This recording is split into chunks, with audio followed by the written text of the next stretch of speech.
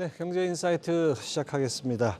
자, 내일 아침이면은 우리 시간으로 내일 아침이면은 FOMC 결과를 알 수 있습니다. 그 전에 뭐 여러 가지 의견들이 분분한데요. 오늘은 메리츠증권 윤여삼 자산 배분 파트장 모시고 경제인사이트 함께하겠습니다. 어서 오십시오. 네, 안녕하십니까. 자, FOMC가 이제 시작이 됐죠. 미국 시간으로는 11월 1일, 2일, 우리 시간으로는 11월 2일, 3일 이렇게 되는데요. 자, 내일 새벽이면 이 결과를 알 수 있는데 어떻게 보셨습니까?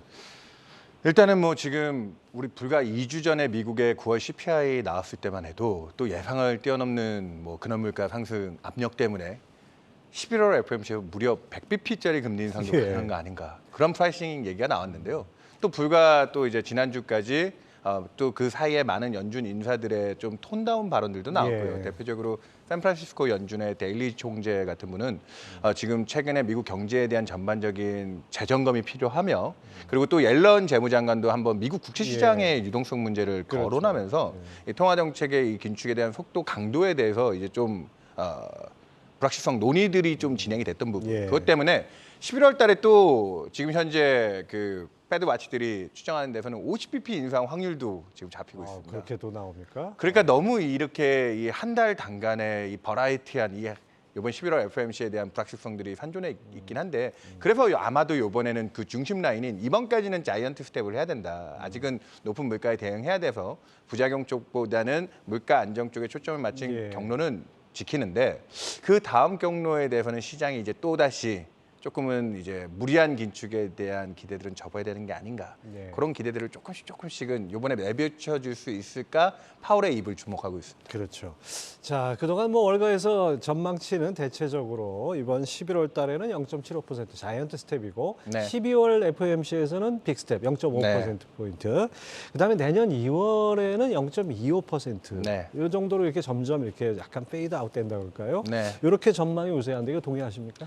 예, 저희도 지금 전일에 이제 내년도 연간 전망 자료를 발간을 했는데요. 저희 하우스비로도 지금 현재 미국의 기준금리는 4.75 정도가 최종 종착점이 되지 않을까. 일부 이제 5%대 콜들도 나오고는 있습니다. 물가만 보면은 당연히 조금 더 긴축에 대한 강도들을 높여야 되지 않을까라고 생각을 하고 있는데 시장의 기대로는 이미 뭐 5% 내외 정도 되는 금리까지 프라이싱했는데 거기서 벌써 아까 얘기드렸다시피 미국 국채 시장의 거래가 좀 부진해진다든지 그리고 또 이제 미국 경제 쪽에서 지금 뭐 고용과 소비 쪽이 굉장히 양호하다라고 하고 있지만 최근에 기업 활동 쪽에서 미국의 이제 뭐 은행이라든지 전통업체들의 실적들은 받쳐주고 있지만 빅테크 기업들을 중심으로 해서 실적이 안 좋죠. 조금씩 균열이 생기고 있기 때문에 그런 데에 대한 경제 우려들이 이제 유입되기 시작하죠. 그래서 저희는 연준이 그 빅피규어죠 또 5%라고 하는 숫자에 대한 부담감. 그래서 지금 현재 연준이 제시해놓은 연준의 점도표. 그래서 물가가 일단은 정점을 쳐놨으니까 떨어지는 기울기가 물론 중요할 텐데 저희는 지금 정도에서는 연준의 점도표를 믿어줄 만할 때가 되지 않았나. 그래서 저희도 4.75 정도로 이번에 자이언트, 10월에 빅, 그리고는 내년 초에 베이비까지 이렇게 회귀를 할 거다 보고 있습니다.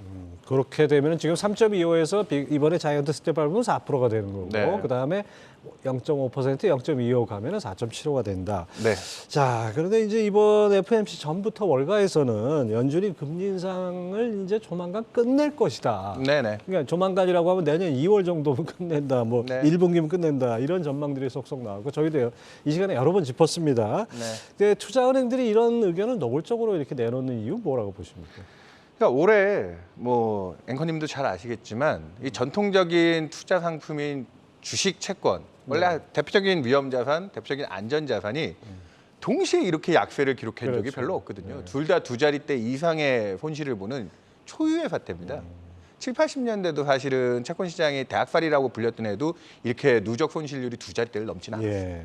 근데 지금 그 가장 중심에 차지하고 있는 원인은 지금 이 인플레이션에 대응하기 위한 중앙은행들이 어쩔 수 없는 긴급한 유동성 환수. 금리만 올리는 게 아니라 심지어 연준은 지금 자산도 줄이고 있잖아요.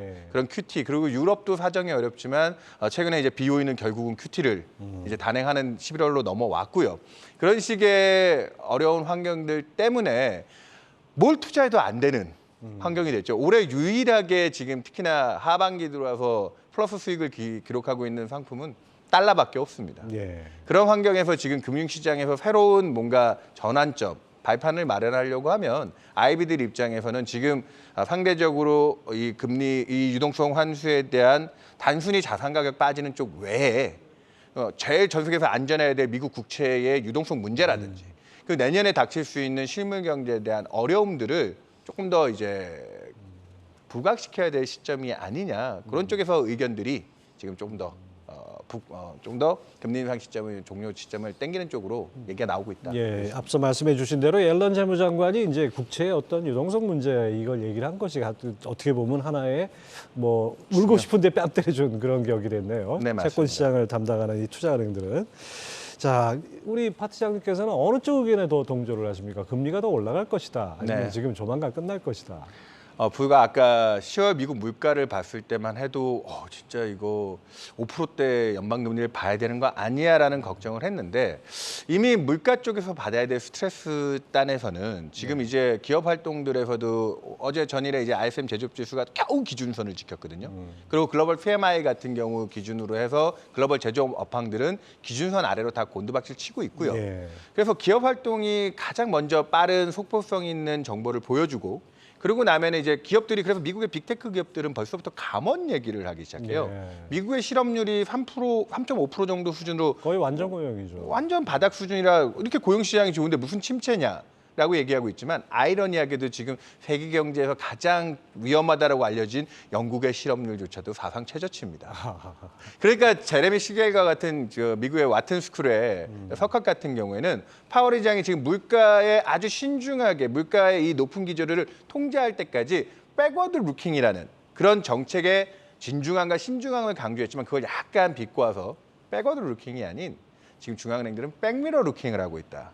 가장 경제 백워드 루킹, 백미드 루킹이 어떤 얘기입니까? 그러니까 백워드는 말 그대로 내가 뒤에 뭘 흘리지 않고 갈 정도로 잘 보면서 단돌이 잘하고 가겠다라는 의미인데 백미러 루킹은 백미러라고 하는 거는 뒤에 오는 풍경을 보고 운전을 하는 거잖아요. 우리 백미러 보고 운전하면 어떻게 될까요? 그 운전이 정상적으로 운전이 될 사고의 위험이 굉장히 전방주시 태만이 크죠. 되죠. 그렇죠. 그렇기 때문에 제레미 시겔 같은 사람은 지금 가장 경제학에서 후행 지표라고 불리우는 실업률과 물가를 보고 중앙은행이 이미 다 실제로 속보성 있는 지표들은 식어가고 있는데 이게 작년에는 일시적이라고 템퍼러리라고 오판한 통화 정책이 이번에는 또 너무 오버쿠킹으로 그럴 수도 있죠. 그래서 그걸 또 오버킬이라는 단어도 쓰는데 그런 측면에서 저희도 통화 정책의 신중함, 진중성. 그래서 저는 저희가 추정해보는 통화 정책의 임계치 지표들 가지고 뭐 테일러 룰이라든지 그다음에 이게 뭐 고용과 물가 사정, 그다음에 미국의 코어피시의 경로를 눌러줄 수 있는 기준금리 수준, 그리고 미국의 내추럴 레이트 자연유지율이라고 하는 중립금리 수준을 추정해서 그 괴리차를 가지고 역사적으로 지금 수준에 맞는 적정한 금리 수준의 임계치를 추정해봤거든요. 그 수치가 딱 5.25 정도가 나옵니다. 5.25. 그 함의는 5.25를 간다가가 아니고요. 5.25 수준이면 지금 미국 경제가 최근에 낮아진 성장세가 물가가 좀 높아지긴 했지만 그런 여건들을 다 감안했을 때 금융시장에 진정한 퍼펙트 스톰을 불러올 수 있는 금리 수준이 그 정도이지 않을까. 거기까지는 가면 안 된다. 그래서 저희는 4.75 정도만 해도 이번 국면에서 할 만큼 한 게 아닐까. 미국의 중립금리는 대략 2.7% 8% 정도 수준을 보고 있거든요. 그 정도 수준에서 할 만큼 했다라고 보고 있습니다. 사실 5자라는 거 넘어가면은 이게 심리적으로도 벌써 이게 느낌이 확 다르잖아요. 네. 4.75하고 5%는 0.25%포인트보다 훨씬 더 차이가 클 것 같은 느낌이 네. 듭니다. 자, 투자은행들이 뭐 여러 가지 금리 인상 기조가 끝날 거다 뭐 이런 얘기도 했지만은 UBS는 또 거꾸로 안 바뀔 거다 이런 얘기를 해놨어요. 네네. 그 미국 인플레 수준 때문에 네. 연준이 그대로 정책 방향을 변화할 가능성이 적다 이렇게 내놨는데 최근 물가 나온 지표도 그렇고 이 부분은 어떻게 보십니까? 그 저도 제일 유의성 있게 보는 것 중에 하나가 그냥 절대적으로 우리가 수치로 집계하는 미국의 CPI라든지 PCE 결과도 중요하지만 저희 채권 시장을 중심으로 해서 이 물가에 대한 방향성을 타는 채권 시장 물가에 되게 취약한 자산이잖아요. 물가체를 중심으로 해서 물가에 대한 미래 기대를 반영하려고 하는 BEI, Break Even Inflation이라고 하는 지표. 시장이 기대 인플레로 미래 물가가 얼마 나올지를 치열하게 고민하는데 최근에 또 연준이 약간 풀어줄지도 모른다는 기대하에 그 BEI가 반등하고 있어요. 그렇죠. 그러다 보니까 지금 이번 12월 FOMC에서 일각에서는 뭐 50bp에 대한 기대까지도 옵션 가격의 프라이싱은 됐지만 사실 현실적으로 이번 12월 달까지는 예상 경로를 좀 눌러주면서 아까 얘기 드렸다시피 UBS 같은 기관은 내년도에 미국 성장이라든지 이런 쪽에서 받는 데미지나 이런 그 수요 쪽에서 빠지는 물가에 대해서 그렇게까지 심각하게 보고 있지 않은 것 같아요. 네. 하지만 그게 유지가 되려고 하면 지금 연준도 인정하고 있지만 내년도에 미국 실업률이 4% 중반까지는 올라가서 고용시장이 후퇴할 거라고 보고 있는데 저는 개인적으로 UBS 그 전망을 내신 분을 만난다고 하면 과연 미국의 실업률이 내년도에도 4% 언더에서 그렇게 양호하게 지켜질 수 있다고 정말 믿으시냐 그렇게 반문을 하고 싶을 정도로 약간은 뭐 그분이 오히려 연준의 통화정책 측면에서는 금융시장에 나쁘게 보고 계신 것 같지만 경제에 대해서는 좀 낙관 편향이 있는 게 아닌가 그렇게 진단을 하고 있습니다. 아니 뭐 이건 여담입니다만 투자은행들이 이렇게 의견 엇갈리는 게 자기들이 가진 포지션하고 연관된 거 아닌가요 혹시? 그 예전에도 그래서 뭐 내가 원자재 숏을 쳐놓고는 오히려 고객들한테 원자재 롱콜을 해서 거기서 그렇죠. 대고 팔았다 뭐 이런 얘기들도 있는데 그 이해관계가 전혀 다를 건 아니지만 제일 중요한 포인트 하나 얘기 드리면 미국 은행들이 지금 사실상 대출금리 대비 예금금리의 차이, 림이라고 하죠. 예대마진. 예. 그 차이가 사상 최대치 수준으로 은행들한테는 이 고금리 환경이 나쁘지 않은 걸로 비춰줄 수 있는데 그것 때문에 또 역으로 지금 높은 금리대에서 자산 대비 자본에 대한 위축도라든지 이런 것 때문에 채권을 산다든지 이런 다른 자산 투자가 지금 굉장히 제약되고 있는 환경. 그렇게 해서 미국의 은행주 3분기까지 실적이 되게 좋은 듯 나오고 있는데 자기네들 이익 포지션을 보면 금리가 계속 올라가는 게 은행들한테 마냥 좋을 것이냐?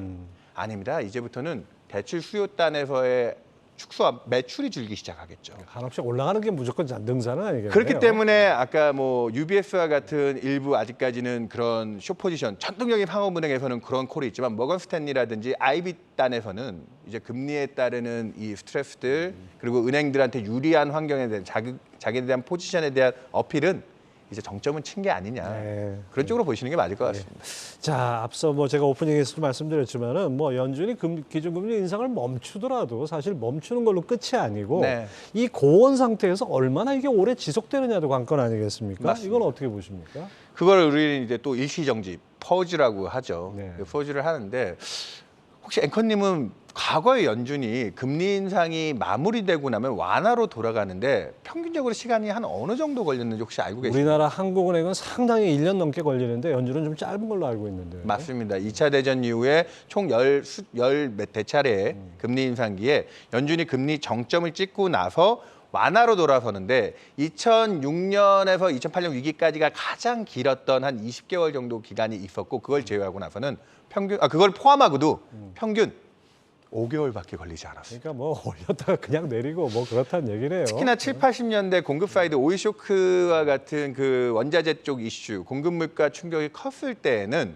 그때는 연준이 금리 인상이 끝나자마자 인하로 돌았던 경험들이 많고 이번에 근데 그러고 나서도 물가 통제를 못해서 오히려 뒤에 더 큰 후유증을 치렀다는 볼커 전 연임 총재의 발언도 있었지만 이번에도 아까 적정하다 보는 2% 중반 수준을 훌쩍 뛰어넘는 임계치 수준 그 통계학으로 분석해 보면 이 표준 편차의 압력을 넘는 변동성을 감안한 네. 그 정도의 긴축이 5% 연방금리이기 때문에 저희는 그 정도 상황에서 연준 지금은 물가 때문에 내년도에 절대 뭐 그런 뭐 인하 기대를 쉽게 가져가지 말아라고 엄포를 놓고 있지만 요것만 얘기 드리겠습니다. 2018년 12월 달에 연준이 기준금리 2.5까지 올려놓고 그때도 점도표가 있었거든요. 2019년에 얼마를 찍어놨는지 아십니까? 3%까지 추가로 한 2차례는 올린다고 했습니다. 네. 하지만 2019년에 그 추가 2차례 인상은커녕 미중 간의 무역 분쟁 갈등이라는 게 있긴 했죠. 2019년 7월 달부터 9월, 10월 내리 3차례 25bp씩 인하. 내렸습니다. 그래서 1.75로 낮췄다. 그러니까 이게 데이터 디펜던트하게 상황에 맞춰서 움직여야 될 통화 정책의 숙명이기도 하고요. 중앙은행이라고 모든 걸 다 신뢰할 수 없는. 그래서 저희는 그 5개월 평균 기간의 포즈 정도는 저희도 내년도 1분기에 금리 인상 끝나면 2, 3분기 동안은 2분기, 3분기까지는 동결 기조가 있겠지만 내년 4분기부터는 가면은, 뭐 아마 그 다시 중립 정도는 회귀해야 되지 않느냐는 경기 침체가 심각하지 않더라도 그런 목소리가 커질 거다. 그렇겠죠. 이렇게 보고 있습니다. 자, 결국 이제 내일 새벽에 파월 의장이 어떤 얘기를 내놓는가 이거 관건일 것 같고 세계 이목이 쏠려 있습니다. 맞습니다. 그리고 뭐 월가에서 뭐 시나리오별로 뭐 비둘기적 발언, 매파적 발언 뭐 이거에 따라서 뭐 S&P가 몇 프로 오른다 이런 시나리오도 나오던데요. 네. 자, 금리 인상폭을 좀 낮출 것이다라는 시사가 나올 것 같습니까? 그러니까 좀 조심스럽겠죠. 사실은 지금 물가가 아직 완벽하게 메인 불길이 안 잡혔기 때문에 파월 의장 입에서 그게 좀 힘들 수 있는데 지금 또 하필 중간 선거라는 정치적 그렇죠. 이벤트를 다음 목전에 주에 두고 있죠. 있는데 예. 또 민주당 상원의원 중에 한 분이 벌써 뭐 미국의 그 양호한 고용 지표를 보고도 그분은 또 선행 지표를 가지고 얘기하셨겠지만 연준이 신중해야 될 상황에 왔다라는 뭐 정치적인 압박이라고 해야 될까요? 뭐 트럼프 대통령 때만큼 그렇게 거세지는 않지만 그런 정치권의 시각들도 존재하고 그리고 파월 의장 입에서 나와야 될 얘기가 물가에 대한 경계감들은 여전히 매파적으로 나올 겁니다. 하지만 그 와중에도 내년도 경제에 대한 어려움들에 대한 시사라든지 예. 그리고 또 옐런 의장, 그 연준의 스텝들은 아직까지 심각 정도로 얘기하고 있지 않지만 옐런 의장이 인정했던 미국 국채 네. 유동성에 대한 얘기를 막 질문이 있을 거거든요, 분명히. 거기에 대해서 파월 의장이 우리도 거기에 따르는 뭐 적절한 조치라든지 고민이 있다 정도만 시사해줘도 이 부분들이 이제 통화정책 속도 조절의 하나의 신호로 좀 비춰줄 수 있다. 그렇기 때문에 올해 뭐 남은 기간 동안 썩 좋지 않은 시장에 대한 걱정들이 많았지만 파월 의장 입에서 그 국채 유동성과 내년도 경제에 대한 걱정의 발언이 나온다고 하면 아직까지는 배드 이즈 굿이라는 시장 반응이 예. 좀 나올 수 있는 가능성은 있습니다. 자, 앞서 이제 뭐 11월, 12월 FOMC나 내년 2월까지 전망을 해보고, 근데 어쨌든 간에 자이언트 스텝에서 12월 달에 빅스텝으로만 전환을 해도 네. 뭔가 큰 변화가 있지 않나 우리 시장에 영향을 미칠 것 같은데요. 사실 그 부분은 어떻게 보면 반영돼 있다라고도 볼 수 있고, 네. 아니면 또 그렇게 진짜 변화가 있다면은 뭔가 또 다른 시장에 영향이 있을 것 같기도 하고 어느 네. 쪽으로 보십니까? 일단은 선반영에서 최근에 또 코스피가 2,300포인트를 네. 회복을 하고요. 그리고 미국 증시도 단기간 10월 달에 그 랠리가 인디안 썸머라고 하기에는 또 강한 랠리가 많이 올랐죠. 예, 좀 네. 강한 상승이 있었는데 지금은 아직 정책에 대한 유동성 기대로 배드 이즈 굿이라는 시장이 있지만 앞서 앵커님이 초기에 발언하셨을 때 저도 100분 동감하는 내용이었는데 내년 초까지 분명히 나빠지는 아까 기업 활동 쪽에서 기업의 하드 예. 데이터라고 하는 메인 데이터는 실적이거든요. 어닝. 이번 3Q까지는 버텼지만 4Q는 아마 크게 한번 훼손이 될 겁니다. 그런 부분에서 배드 이즈 배드. 아직은. 나쁜 게 나쁘다라고 하는 상황을 한 번은 겪어야 된다고 보고 있기 때문에 지금 이제 확실하게 연준의 정책 스탠스가 좀 바뀌었다라는 그 기대 하나만으로 그렇다고 이자에 대한 부담이나 뭐 성장주들이 갖고 있는 이 무위험 자산의 밸류에이션 부담들이 해소되는 건 아니거든요. 그렇죠. 예. 그래서 충분히 주가가 빠질 만큼 빠졌고 그래서 지금 정책에 대한 단기적인 기대로 반등들이 나오고 있지만 내년 1분기까지는 실물 경제 쪽에서의 확실한 바닥을 확인하는 과정. 그리고 최근에 또 하나 이제 우리가 주식은 많이 빠졌지만 자산 시장의 제일 대장이자 끝판왕은 부동산이거든요. 그렇죠. 이 주택시장 중심으로 글로벌 부동산 경기들이 둔화되는 그 경로가 내년 1분기 상반기까지 진행이 될 거기 때문에 그 국면에서의 마지막 통화정책의 확실한 변화까지 확인하는 데는 앞으로 한 분기 이상의 시간은 필요할 거라고 보고 있기 때문에 지금 뭐 연말 짧은 뭐 또 산타랠리 뭐 이런 것들 기대하고 계시고 저도 동의하는 바는 있지만 이게 진바닥이라고 자신하고 지금부터 사들어가자라고 하는 건 배드 이즈 배드까지의 확인 과정이 필요하다 보고 있습니다. 예, 그렇죠. 조금 더 아직도 좀 신중하게 볼 여지가 많아 보입니다. 네. 자, 채권 시장 얘기로 좀 넘어가 보죠. 정부가 자금 경색 해소를 위해서 50조 원 플러스 알파, 네. 거기다 또 뭐 채권 안정펀드 3조 원 추가 뭐 이런 거 네. 내놨는데 채권 시장 분위기는 어떻습니까? 예, 뭐 일부 이제 그 지자체발 이슈가 하나 있었기 때문에 이게 국가에 준하는 신뢰도 쪽에서 이제 약간의 흔들림. 이게 약간 해프닝성이기도 한 그렇죠. 부분이 있고 그게 정말 돈이 없어서의 문제도 아니었음에도 불구하고 그 사태 해결을 위해서 정책들이 이제 우리나라 경제가 지금 심각하게 침체에 빠지거나 그러진 않았지만 단기 자금 시장들 중심으로 해서 여기도 사실은 기저에는 부동산 중심으로 한 그 프로젝트 금융들이 엮여 있는 문제가 있기 때문에 네. 그 경색 측면에서 정책이 좀 적시성 있게 대응은 했다. 왜냐하면 짧은 만기 시장에서 자금이 돌지 않으면 사실은 사람이 온몸에 다른 장기들이 다 건전해도 혈관 하나만 막혀도 사실은 그렇죠. 죽거든요. 예. 그런 부분에서 정책이 적시성 있게 들어왔고 이번 주 들어와서는 이제 체납펀드 집행을 통해서 일반 회사채 부분들 중심으로 해서는 불안 분위기들이 좀 많이 완화가 되고 또 여기에 수요단에서 은행들이라든지 이런 데가 제도적으로 좀 채권 미국도 아까 은행들이 채권 못 사는 제도적인 문제들을 얘기했는데 우리나라도 뭐 LCR 예대율 규제 같은 것들이 좀 엮여서 은행들이 오히려 은행채를 발행하면서 공급을 늘리는 부담들이 있었거든요. 네. 그런 것들까지 정책이 좀 커버를 해주면서 전반적인 우려감들은 좀 진정이 되고 있지만 또 수면 아래 잠겨져 있는 이 신용시장에 대한 리스크라든지 그리고 내년도에 올 수 있는 경제에 대한 어려움이라든지 이런 것 때문에 절대적인 국채금리 중심으로 위쪽에 대한 금리 상승에 대한 스트레스는 좀 줄고 있는데 신용시장 여건의 해소는 앞으로 한두 달 정도 이제 지금 정책 효과를 보면서 조금은 더 신중하게 볼 부분들이 남아있다.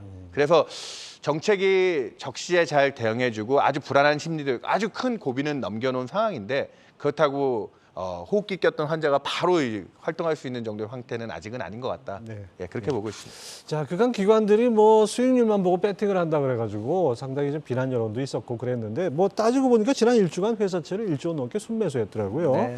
기관이 좀 이제 역할을 한다 이렇게 볼 수 있을까요? 근데 여기서 가장 큰 관건은 아까 그나마 돈이 있는 은행권을 중심으로 해서 은행이 그래서 또 전일부터 이제 95조의 유동성 예. 공급에 대한 뭐 정책 지원 뭐 이런 것들도 나오면서 역할들이 나오는데 제가 보고 있는 또 걱정스러운 부분 중에 하나는 채권 시장의 가장 최종 수요자라고 할 수 있는 보험이라든지 네. 연기금 같은 기관들이 과거에 비해서 고객들한테 약속한 수익률들이 많이 낮아져 있다 보니까 이쪽에서 지금 자금에 대한 보험사들 지금 보험 수지라고 해야 되겠죠. 예. 들어오는 보험금 대비 나가는 지출 금액이 훨씬 지금 적자 수준으로 들어가면서 그렇습니까? 장기 투자 기관들의 지금 채권을 매수해 줄 수 있는 여력이라든지 이런 부분들이 많이 취약해져 있습니다. 그렇기 때문에 원래 뭐 한전이라든지 공기업들 채권들은 만기가 긴 채권들을 대부분 고객들이 보험사나 연기금들인데 이들 기관들이 자금 여력이 좀 약해진 것들이 이쪽 스프레드 확대에 또 영향을 줬기 때문에 네. 이런 쪽에서의 또 뭐 은행들 제도 개편들이 있었는데 보험사들 관련해서도 뭐 이런 엔드 투자자들의 조금 이제 채권 투자에 대한 안전성이라든지 그래서 이제 요즘에 보험사들이 경쟁적으로 저축보험들 수익률들을 올리고는 있지만 그런 데 대한 제도적인 좀 지원이라든지 이런 게 좀 필요하지 않나. 근데 기관들의 역할이 어느 때보다 절실하게 중요한 시점이라고 보고 있습니다. 네, 하여튼 뭐 미국 금리 결정이라든지 우리나라 채권 시장까지 두루 잘 살펴봤습니다. 메리츠증권 윤여삼 자산배분 파트장 함께했습니다. 감사합니다. 네, 감사합니다.